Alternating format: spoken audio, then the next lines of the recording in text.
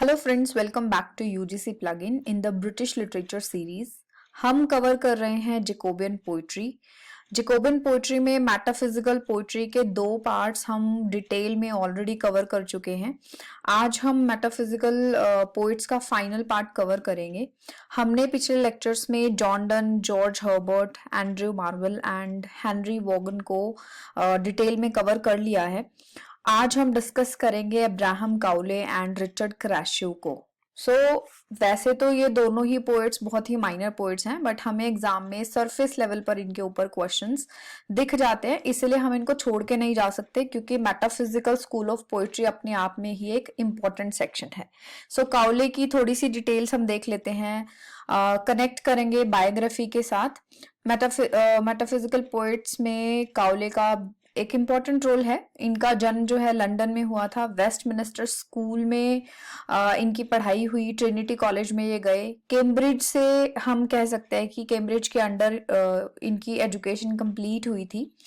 Cowley ने king Charles one को भी सपोर्ट किया था। अब ये क्या है कि किंग चार्ल्स वन को सपोर्ट किया था, अगले लेक्चर में हम कैरोलाइन एज के बारे में पढ़ेंगे, जिसमें हम देखेंगे कि किंग चार्ल्स वन की किसके साथ लड़ाई थी, कैसे जो है सिविल वॉर इंग्लैंड में हो रही थी। वो सारी चीजें मैं आपको डिटेल में बताऊंगी, बट आपको ये सिर्फ याद रखना है कि इस टाइम पर किंग चार्ल्स वन जब राजा बने थे तो हमारे ये जो पोइट है अब्राहम काउले, उन्होंने किंग को सपोर्ट किया था, ना कि पब्लिक को या पार्लियामेंट को। तो दो ग्रुप्स बन गए थे। मार्वेल ने ओलिवर को सपोर्ट किया था और काउले ने जो है उसको सपोर्ट किया था, किंग चार्ल्स वन को सपोर्ट किया था। अलग अलग पोइट्स जो हैं अपनी पोइट्री, अपने वर्क्स के थ्रू अपना सपोर्ट दिखा रहे थे, जो उनकी पर्सनल लाइफ के ऊपर भी बहुत इम्पैक्ट कर रहा था। वो हम आगे देखेंगे। कैवेलियर पोइट्स देखेंगे किस तरह से उन्होंने चार्ल्स वन को सपोर्ट किया एंड उनकी लाइफ किस तरह से इम्पैक्ट हुई। थोड़ा सा ये जानना जरूरी होता है कि क्या आइडियोलॉजी जो है पोइट की रहती है, वो किस तरह के लोगों को सपोर्ट कर रहे हैं, क्योंकि उसका डायरेक्ट लिंक जो है वो पोइट्री से होता है। 1660 रेस्टोरेशन के बाद इन्होंने मेडिसिन में अपना करियर बनाया। तो बेसिकली इनका मेन करियर जो है मेडिसिन था, बट ये पोइट्री भी लिखते थे, पोइट भी बने। तो हम इस टाइम पर देखेंगे कि बहुत सारे लोग हैं जो सेकंड प्रोफेशन की तरह पोइट्री को लेके चलते हैं। अदरवाइज या तो वो पॉलिटिक्स में कहीं ना कहीं इन्वॉल्व होते हैं, या फिर वो चर्च में इन्वॉल्व होते हैं, या फिर वो कुछ और कर रहे होते हैं। इन्होंने मेडिसिन एंड साइंस की पढ़ाई की। रेस्टोरेशन एज भी हम डिटेल में पढ़ेंगे। रेस्टोरेशन एज एक ऐसा टाइम पीरियड था जिसमें साइंस ने, मेडिसिन ने बहुत ग्रोथ की, एंड उस टाइम पर इन सारी चीजों का बहुत ज्यादा इन्फ्लुएंस भी यंगस्टर्स के ऊपर था। तो अब्राहम काउले ने रेस्टोरेशन एज में अपना करियर जो है मेडिसिन को चूज कर लिया था। अब्राहम काउले के जो वर्क्स हैं उनको हमें सरफेस लेवल पर देखना है, डिटेल में नहीं जाना है। तो ये जो 7 वर्क्स हैं इनको आप सरफेस लेवल पर देख लेना, बहुत डिटेल, बहुत लाइन टू लाइन पढ़ने की जरूरत नहीं है। इन वर्क्स में हमने प्रीवियस ईयर पेपर्स में क्वेश्चंस देखे हैं, नेट के पेपर में, सेट के पेपर में, इसके अलावा असिस्टेंट प्रोफेसर के पेपर में। जो छोटे टीजीटी पीजीटी एग्जाम्स होते हैं उसमें अब्राहम काउले से क्वेश्चंस जनरली नहीं देखे गए हैं।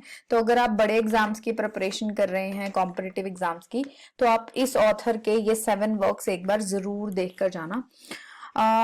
फर्स्ट वर्क इनका थोड़ी थोड़ी डिटेल्स मैं आपको करा देती हूँ ताकि इनके नाम याद करने आपको आसान लगे। फर्स्ट है पोइटिकल ब्लॉसम्स।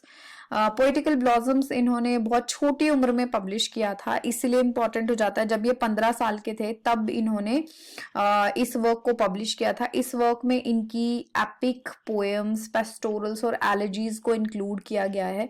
तो ये सरफेस लेवल पे आपसे वो पूछ सकते हैं कुछ किसी भी तरह से, क्योंकि इस वर्क की यही कुछ 3-4 इंपॉर्टेंट डिटेल्स हैं।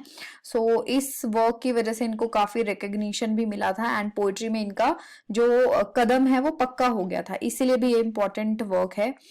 द मिस्ट्रेस अगेन एक इम्पॉर्टेंट कलेक्शन ऑफ पोएम्स है। कलेक्शन ऑफ पोएम्स के नाम के ऊपर क्वेश्चन आपको पूछ लिया जाता है, या कोई इंपॉर्टेंट पोएम है वो पूछ ली जाती है कि ये कौन सी पोइट्री कलेक्शन से है या किस ऑथर की कौन सी पोइट्री कलेक्शन से है। द मिस्ट्रेस कलेक्शन जो है ये एक पोइट्री कलेक्शन है जिसमें लव पोएम्स हमें दिखाई देती हैं। लव और डिजायर के वेरियस एस्पेक्ट्स इन्होंने दिखाए हैं, फिजिकल लव के बारे में, स्पिरिचुअल लव के बारे में। तो मेटाफिजिकल पोइट्स का मेन जो थीम रहता है वो यही रहता है कि फिजिकल लव के थ्रू स्पिरिचुअल लव को कैसे पाया जाए, इस तरह की थीम्स इनकी पोइट्री में हमें दिखाई देती है। तो द मिस्ट्रेस, इसमें भी इनकी जो लव पोएम्स हैं उनका हम डिफरेंट डिफरेंट वर्जन देखेंगे लव का। इन्होंने कुछ ड्रामास भी लिखे हैं, तो इनके कुछ फेमस ड्रामास के नाम मैंने यहाँ पर दिए हैं, जिसमें हम ये कह सकते हैं the tragical history of Pyramus and Thisbe. ये एक ट्रेजेडी है, ठीक है, इसका नाम से ही पता चल रहा है कि इसके अंदर एक ट्रेजेडी होगी। इस ये जो वर्क है ये क्लासिकल माइथोलॉजी के ऊपर बेस्ड है। इसकी स्टोरी में हमें डीप नहीं जाना है, बस हमें इसका टाइटल पता होना चाहिए। ये एक ट्रेजेडी है और ये किस चीज के ऊपर बेस्ड है। लव्स रिडल, ये एक पेस्टोरल कॉमेडी है। तो इन्होंने दोनों ही तरह के प्लेज लिखे हैं, कॉमेडीज भी ट्रेजेडीज भी।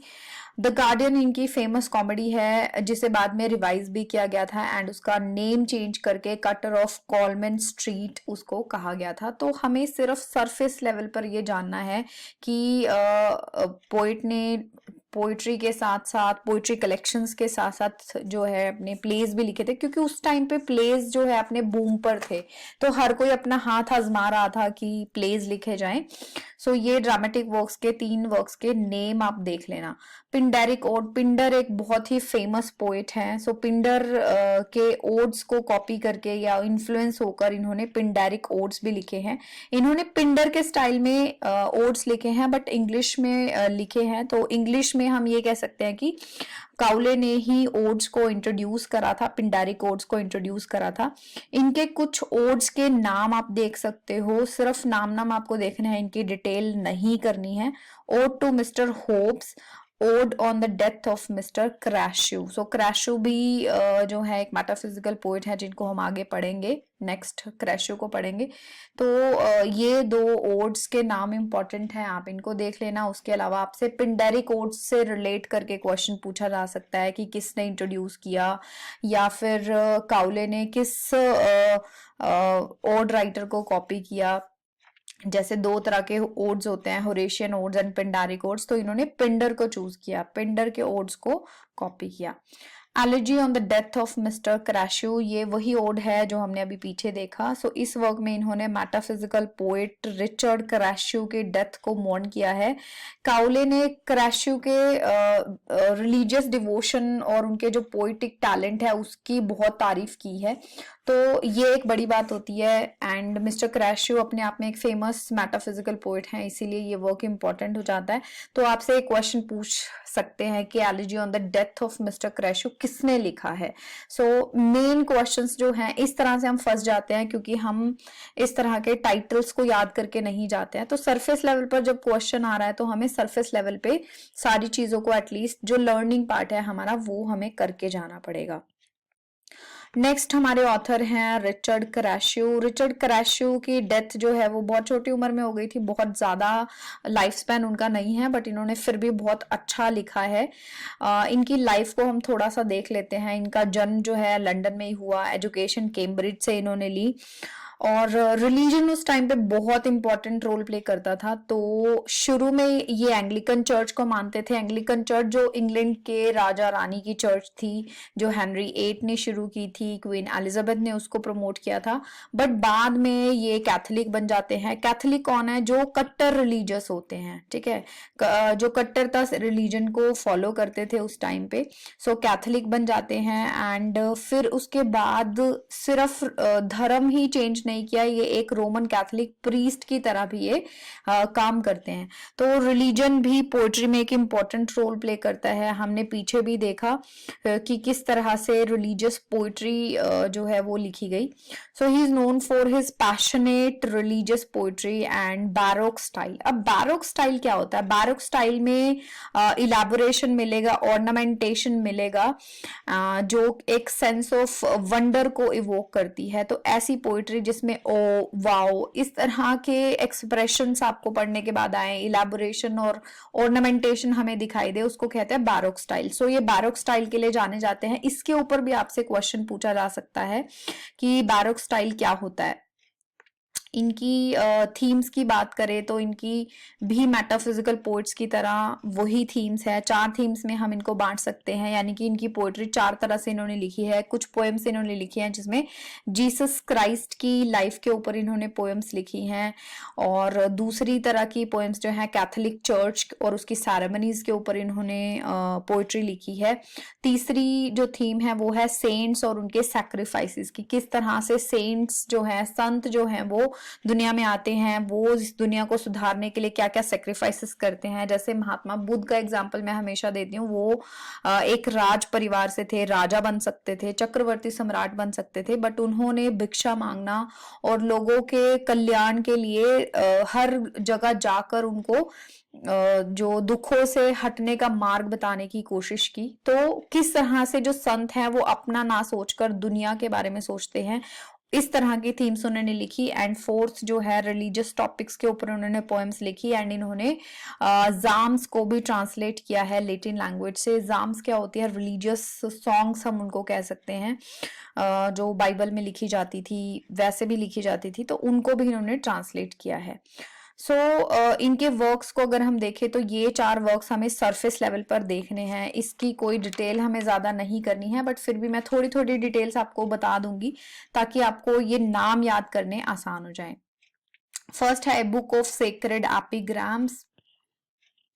ये एक कलेक्शन ऑफ एपिग्राम्स है। अब एपिग्राम्स क्या होता है? एपिग्राम्स का मतलब होता है शॉर्ट पोएम्स जो एक आइडिया को एक्सप्रेस करे एक क्लेवर और अम्यूजिंग तरीके से, यानी कि मजेदार तरीके से, एक क्लेवर तरीके से किसी एक छोटे आइडिया को छोटी सी पोएम में जब डाल दिया जाता है तो उसको एपिग्राम कहते हैं। तो इन्होंने एक कलेक्शन ऑफ एपिग्राम्स लिखा है इस टाइटल के अंडर। बेसिकली क्रैशो ने इन पोएम्स में रिलीजियस और मोरल थीम्स पर ज्यादा फोकस किया है, और विटी तरीके से या फिर हम ये कह सकते हैं कि क्लेवर तरीके से अपने जो रिलीजियस पॉइंट ऑफ व्यू हैं उनको पोएट्री में डालकर एक्सप्रेस करने की कोशिश की है। A hymn to Saint Teresa. A hymn to Saint Teresa, hymn क्या होता है? हिम बेसिकली रिलीजियस सॉन्ग को हम कहते हैं। सो सेंट टेरेसा जो है, आपने भी मदर टेरेसा या सेंट टेरेसा के बारे में सुना ही होगा, तो ये उनसे बहुत ज्यादा इंस्पायर्ड थे। इन्होंने सेंट टेरेसा के ऊपर एक पूरा कलेक्शन ऑफ पोएट्री भी लिखा है। इस वर्क में सेंट टेरेसा के मिस्टिकल एक्सपीरियंसेस को इन्होंने सेलिब्रेट किया है कि किस तरह से उनको मिस्टिकल एक्सपीरियंसेस होते थे जिसकी वजह से वो ह्यूमैनिटी के लिए इतना कुछ कर पा रही थी। डिवाइन लव को इन्होंने एक्सप्लेन करने के लिए हाइपरबली का यूज किया है। मैंने आपको पहले भी बताया था, हाइपरबली मतलब अतिशयोक्ति अलंकार, यानी कि ऐसी ऐसी चीजें बढ़ा चढ़ाकर बताना जिससे कि जो सच नहीं होती बट वो जो पॉइंट है वो स्ट्रॉन्ग हो जाता है।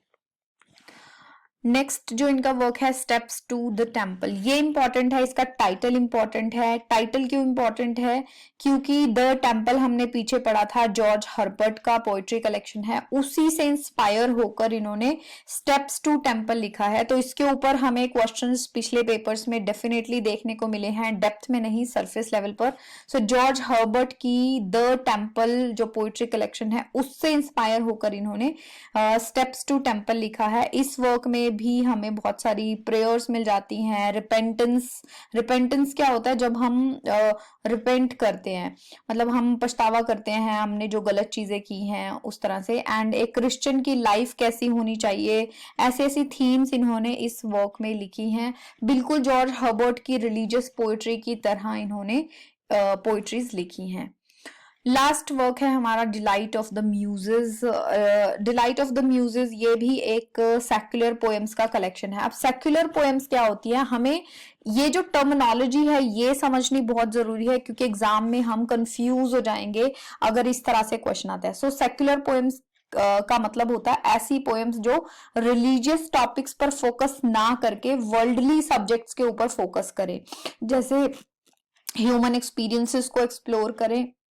इसमें जनरली सोशल इश्यूज के बारे में बात की जाती है, नेचर के बारे में बात की जा सकती है, लव या वॉर के बारे में बात की जा सकती है। तो इस तरह की थीम्स जिसमें हो उसको कहते हैं सेक्युलर पोएम्स। सो मेटाफिजिकल पोएट्री में या तो हमें लव पोएम्स दिखी या रिलीजियस पोएम्स दिखी, बट इन्होंने सेक्युलर पोएम्स भी लिखी हैं, यानी कि वर्ल्डली थीम्स के ऊपर भी पोएम्स लिखी हैं।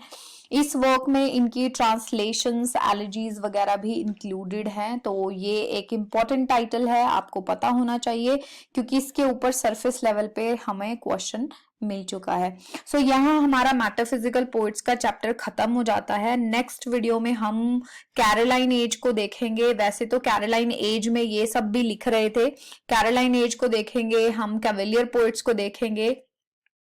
और आप तब तक मेटाफिजिकल पोइट्स को कंप्लीटली कवर कर लो। आपको कोई डाउट है, किसी पोइट के किसी वर्क के ऊपर डाउट है, तो आप हमें कमेंट सेक्शन में बता सकते हैं। तो फिर मिलते हैं। Thank you so much for watching. Kindly subscribe to our channel for more such videos, ताकि आपके पास जो है इंस्टेंट नोटिफिकेशन आए जैसे ही हमारा वीडियो आता है। See you soon in the next video. Bye bye. Thank you.